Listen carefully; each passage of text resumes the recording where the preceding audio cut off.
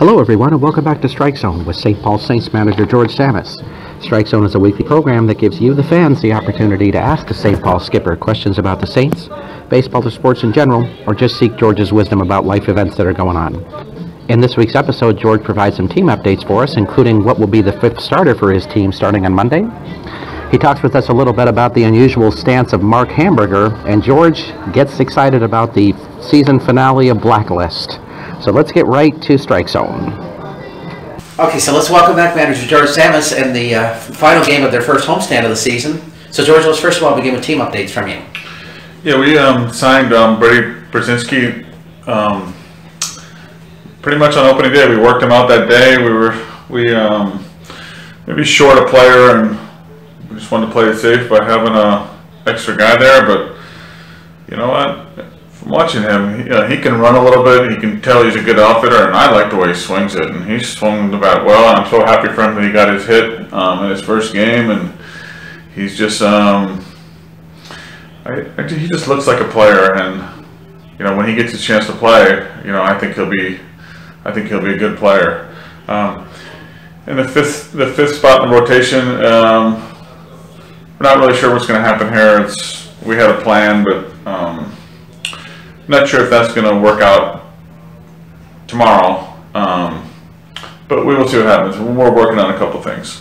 There was some speculation that I think we'd even talk about Alec Crawford or Chris Peacock getting into that spot. Do you maybe just see moving Mark Hamburger up for that? No, we definitely won't. Hamburger will definitely pitch Tuesday. He won't pitch tomorrow. So we'll figure it out. If it has to be a bullpen day tomorrow, we'll do that. But we'll just see how this game goes today first. Excellent. Well, let us head to our fan questions this week. We first of all begin with Taylor from St. Paul, who says, it seems the new speed guys you've added this season have changed some of the way that you've begun the season managing. Do you agree with that? You know what? It's been nice to see those guys running a little bit, and we feel we have the three outfitters we have out there can run a little bit, and it's nice to have speed and to cover the ground they do. So I'm happy that we have those guys, and it's good to have a team that can steal some bases. Plus, you went to the squeeze play a few nights ago, a couple times. So yeah, that was just we were just struggling swinging the bat, I thought, in the first couple weeks we were here. So I just thought we'd try something different, and both guys laid down beautiful bunts, and it worked out perfectly. Next up is Bill from Chaska, who says he's listened and read about how the Gary South Shore has to play a different game because of the way their ballpark is built. Does this mean you have to change your style of managing when you play there? Not really. It just depends how you're doing at the time, who's hot and who's not. At that time, they do have a big yard, and it's tough for a left-handed hitter there. But if you have some fast guys there, that's good in that part for them, and they've always been successful doing it that way. But we have our guys, and when we do get there, we'll see who's hot, who's not, and we'll just go out there and just play it. We'll just see what happens when we get there. Chuck from Minneapolis would like to know, you seem quite irritated with your team's performance Friday night. I thought that victory showed your team can win in a whole lot of ways, but you didn't see it that way? No, I was irritated. I don't think we pitched well, and we walked way too many guys, and we let them back in the game, and we didn't swing the bats very well, and so yeah, I was irritated, but a win's a win, and that was one ugly win for everybody that was sitting there in the stands watching. It just wasn't a pretty win, and I really didn't care for it, but it was a win, and we're off to a decent start. Next up comes Craig from Woodbury. He'd like to know, how do you gauge this year's team at the start of the season into what you felt about last year's team at this point?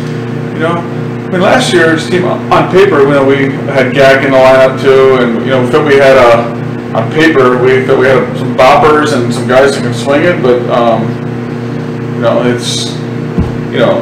even though I was disappointed in the second game, we've scored some runs in these 3 games, so it's a good start, and but we don't want to just settle with winning the series. We won the first 3. It'd be nice to go out there and sweep the series. Next up comes Coach Tim from St. Paul, who wants to know, why does Mark Hamburger have such an unusual stance on the mound, and do you recommend that as an option for younger players? Yeah, Tim, he can do whatever makes him comfortable, and every player out there, I tell him, you be yourself, and you do what's best for you, and if you're comfortable doing something a certain way, do it that way. It's kind of a weird half stretch almost. I'm wondering, as a hitter, or when you're watching that as a pitcher out there, how do you gauge that? You know, it's just I don't know. You see a different guy every day, so it's just some guys are normal, some guys are sidearmers, some guys. Just as a hitter, you just have to focus on when the pitch is coming in there. You just got to focus on it. You can't worry about what the guy does on the mound. Greg from St. Paul would like to know, is there any satisfaction you have in the fact that Sioux City started out 0-3? Not really. They're going to be a good team. They have their lineup's real good. It's just they're off to a slow start, and they'll be real good this season, and they will be right there at the end. Tina from St. Paul has an interesting question. She says, George, what's the deal with Ole Shelton's pant legs this year? He always wore the high socks last year, but his pants are pulled down this season. New fashion statement? I don't know. I think the pants are longer this year. He decided not to pull them up. I don't know with him. He's out there. He's a weirdo, but you know what? As long as he goes out there and coaches third, does a good job, he can do whatever he wants. Excellent. Next we have Jeff, who says after last season, he was just curious that he checked with players to see if any of their wives were, if you checked to see if any of the players' wives were pregnant before you signed them this season. No, I didn't really check, but I know Nate Hansen's wife is, and they're expecting a baby, I believe, in July. So we know about one guy, but maybe I should have researched that when I was talking to players.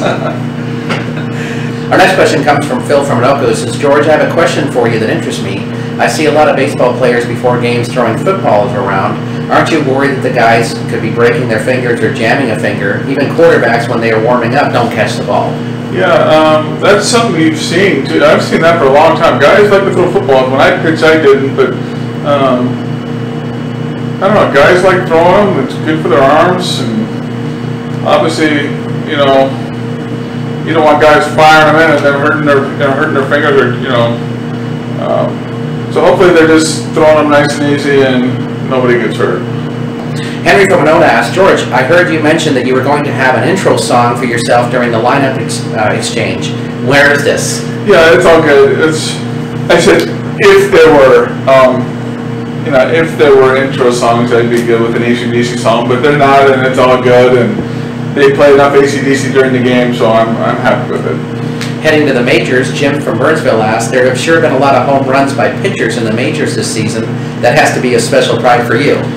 Yeah, that's nice when they do it. I never ever hit a home run ever in my life, so I wouldn't even know what it feels like. But I've always been a fan of the DH and not pitchers hitting. But if pitchers can keep swinging it and showing they can hit, then maybe they would change my mind. Oliver from Minneapolis has a question that I think a lot of people are wanting to know, which is, are the Twins really this bad? Yeah, I'm surprised at the start. I'm surprised. It's just a rough start, and I know we've talked about it a few times, and it's just hopefully they can snap out of it and put together a good winning streak. And it is a long season, so you can put together a good winning streak and hopefully get back in it, and people will forget about it.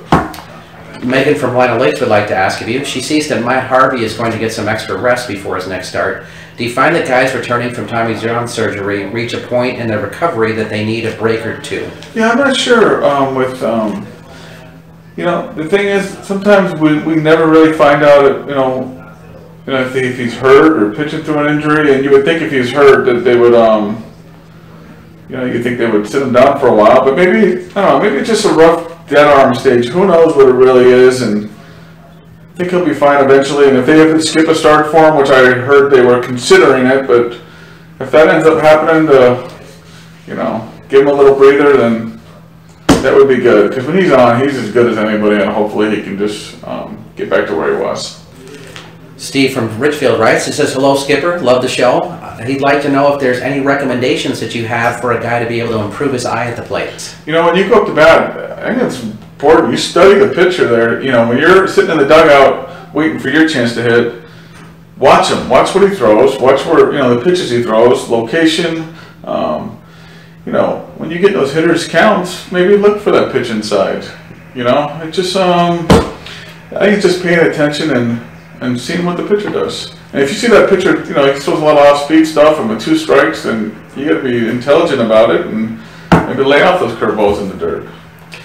David from Eden Prairie asks, other than lifting weights, are there other recommendations that a pitcher could have to strengthen an arm? You know, it's you can do those little 3-pound weights and do the exercises with those. But as a pitcher, though, I think it's important to get those legs strong, and you can do as much work for your legs, because the more you pitch, the longer you play.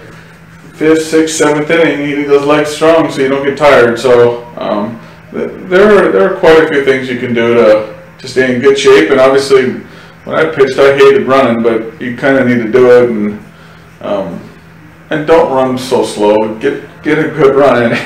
Don't just do the run, at a snail pace. You got to run and get a sweat and do it for a while so you're in good shape and you don't get tired later in the games. Do you recommend running as more of a sprint or endurance, or both? Both. Maybe like the day before you pitch, it's okay to do some sprints, but I think the day after you pitch, it's good to do some long distance and again, put some headphones on, because I know how boring it can be, but I hated it when I played. But it's important you do it, and go do it. Our last question for this week comes from Mary from St. Paul, who is a fellow Blacklist fan with George. Oh yeah. She says, George, the season finale was so crazy. Liz is alive and meeting with Tom in Cuba. I was so glad to see her alive, but it bothers me that they are going to run a spin-off of the show now. I hope that does not ruin the original series. What are your thoughts? I'm very happy that she's still around, and I'm proud of you for watching and asking, and I'm looking forward to next season. And the season finale was exciting, and what a great show. And for those of you who have not seen it, like I've told you over and over, you're blowing it. You have a chance to go start from the beginning and catch up, and next year when it comes around again, you'll want to watch it. Are you expecting the spinoff to be good then? Yeah, I just don't know. I hadn't heard that much about it, so but it was a good season finale, and I was happy with it. As a reminder, George said that he's more than willing to talk about the show before games. So. That's right. If you want to come down and talk, you can talk to me about it. It's all good. Excellent. Thanks for joining us this week, George. Take care. We want to thank Manager George Tsamis for joining us on Strike Zone this week. If you have your own questions you'd like to ask the St. Paul Saints skipper, please send them to us at AskGeorge@minorleaguesportsreport.com. That's AskGeorge@minorleaguesportsreport.com. Please have your questions to us by Saturday evening so we can give the skipper a little time to review those questions before we record the show. I'm Rob Pannier, the managing editor of the Minor League Sports Report, and we'll see you next time on Strike Zone.